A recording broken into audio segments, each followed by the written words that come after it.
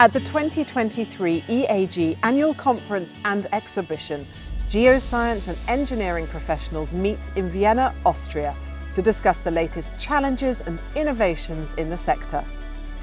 With the theme of securing a sustainable future together, the conference focuses on key issues of energy security and independence and a sustainable energy transition. And EAGE TV is right here to show you some of the highlights of the conference. Welcome to the Messe Wien and episode 3 of EAGE TV 2023.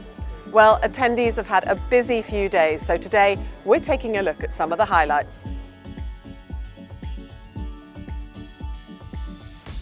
We get an overview of EAGE education initiatives, take a look at how Denmark is pushing towards net zero, and learn more about the best conditions for sustainable net zero business models.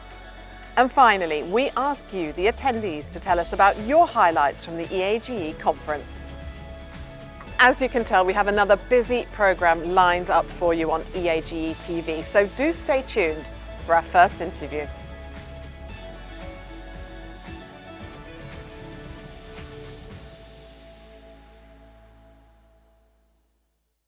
Joining us now in the studio is Maren Kleemeyer, EAGE Education Officer. Maren, thank you so much for joining us today. Thank you for having me. Maybe we could start by talking about the challenges facing the industry. What would you say are the major learning challenges facing the industry and why? Yeah, the main challenge is that geoscience need to think broader in future, that we need to interpret it as wider as it is only for oil and gas. So there are many more applications coming up now with the energy transition where our geoscientists need to prepare themselves for. So we can actually contribute in many areas, not only oil and gas, and we need to upskill and reskill ourselves. So what are some of the current EAGE initiatives that are in place to address these challenges? Yeah, currently we already looked at the catalogue and marked all our courses which have actually transferable skills in there to the new energy transition topics. Mark them clearly and also have a label for courses relevant for the energy transition so that members can easily find that. And we have coaching course added, which people can use actually to see what sort of new aspired role they want to take in the energy transition. And what about new initiatives that are being launched this week at the conference and exhibition? Yes, what we are launching is the energy transition skills mapping, that you can actually map your own skills against the ones which are needed for an aspired role. For that, actually, the Education Committee and the DET Committee, Decarbonization and Energy Transition Committee, have collaborated on defining all the skills. And we have now this new tool where we ask our members first to fill in their own skills, which they have in their current role. And if you have a great enough database, they can then compare themselves with the skills needed in the new aspired role. If they want to make a career change. So actually, after that coaching event, they could then see what is needed and where they have gaps. And straight away, that will lead them to the courses they need to attend to fill those gaps. And for anyone that's not here at the conference, presumably that's available online as well? Yes, totally. It's available online as well, and it will also be published in the first grade. And are there any particular groups you're really aiming at with the initiatives, or is it open to everybody? It's open for everybody, so it's members for members, actually, members helping members. But we, of course, hope that we can also motivate the people who are already working in geothermal, in CCS, to fill in their skills, so that members who aspire those roles can rank themselves against that later on. And just to finish, if there's anybody watching that's maybe considering getting involved with an initiative, what would your message be to them? Yeah, the message is actually we are all learners and we are all teachers. So think about as well, that's the other element. We also want to have more members coming up with courses, especially those who are already working in the energy transition topics, that they can actually teach then the members on that. So, and we need to teach the public actually on the long term, but that's a much deeper topic. Well, Maren, it's been really great to have you with us in the studio today. Thank you so much for joining us. My pleasure.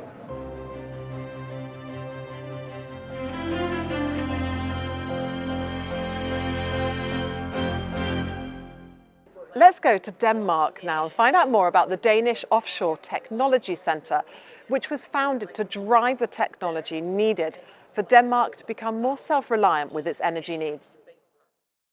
DTU Offshore is a Danish national R&D center for offshore technologies.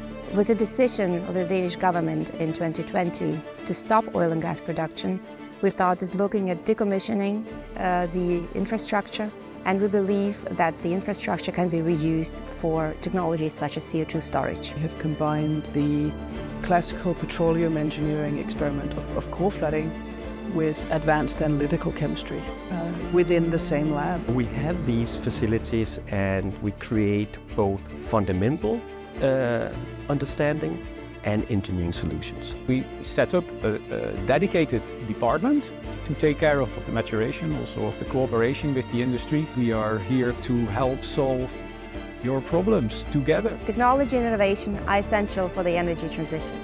Get in touch with us to hear more and get involved in our journey.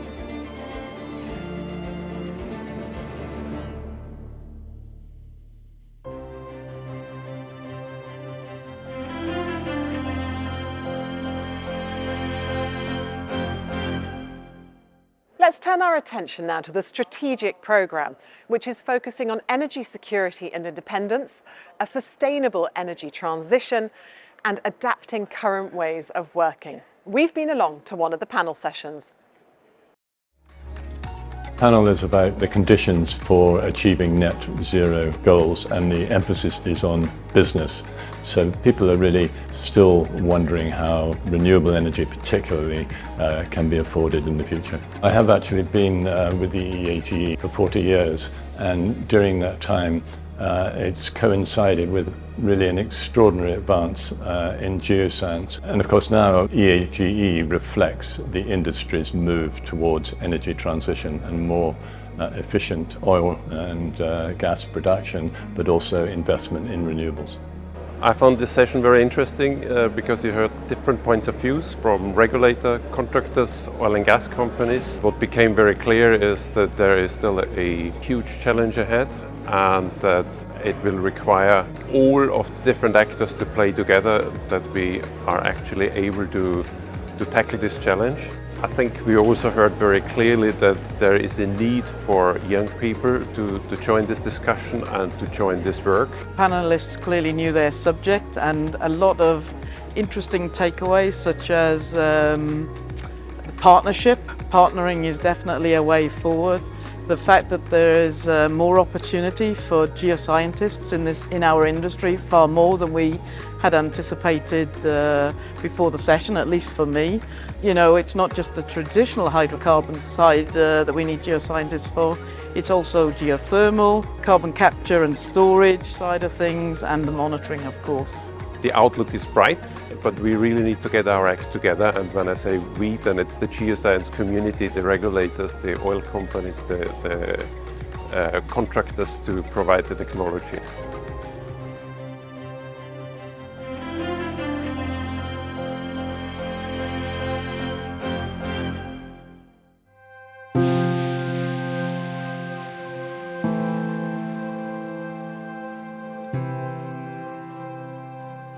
We're EAGE TV, your daily news show featuring discussions and interviews on the hot topics in geoscience from this year's EAGE conference and exhibition. You can catch us around the Messerveen Exhibition Centre, on the EAGE website, on social media, and of course also on YouTube. We'll have new content every day, so make sure to keep watching.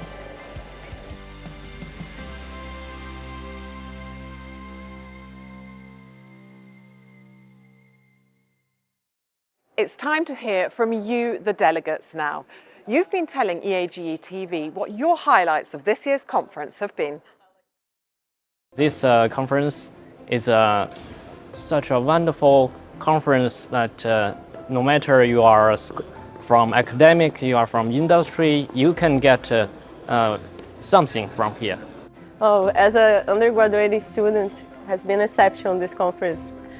And since I'm from Brazil, I'm connecting with people from all over the world, with professionals of excellence companies. Well, it's been wonderful being here. It's a wonderful city, and I appreciate the opportunity to be here just as a representative of Latin America. And the highlights is the new technology, the concern about the future of developing this kind of industry, and yeah, it's been really great to be here.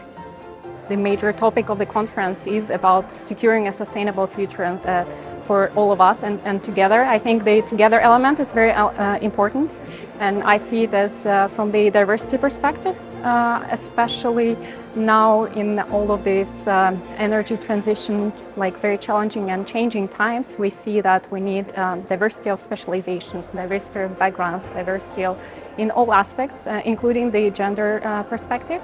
This is one of the best conferences I have found it, and the topics that are talking about the carbon initiative, net zero, and the poster sessions are very technical, and the quality of the research, because a lot of people have submitted their abstract, and the acceptance rate is very low, and that's why I found like the quality of the research is really wonderful.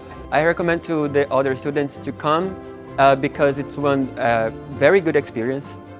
We do not have that type of experience just inside the universities. So here we can talk with other professionals, we can look for the new technologies that we do not have in our universities yet. So I think it's one opportunity that you can lose.